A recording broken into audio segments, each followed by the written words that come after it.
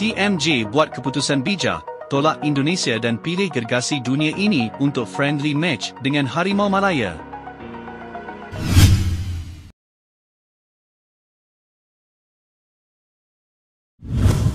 Skuad Harimau Malaya dilihat berada di landasan tepat untuk melangkah ke satu tahap lebih tinggi dengan mengadakan satu perlawanan menentang gergasi dunia dalam usaha memperkasakan revolusi skuad kebangsaan.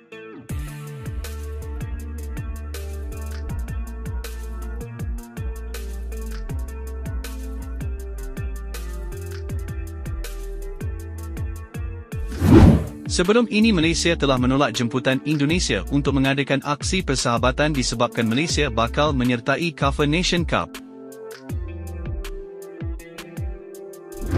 Pencetus Revolusi Harimau Malaya TMJ berkata menolak lawatan Indonesia adalah keputusan yang bijak sebab Malaysia kini perlu menentang pasukan yang berprofil tinggi seperti Argentina.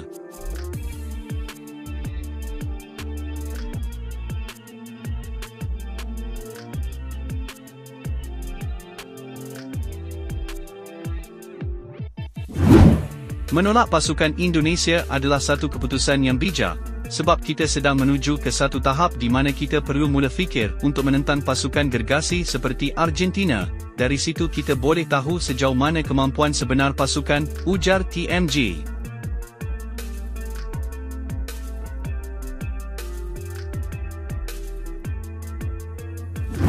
TMJ turut mengatakan perlawanan besar itu berkemungkinan akan berlangsung selepas mengikuti Cover Nation Cup September nanti.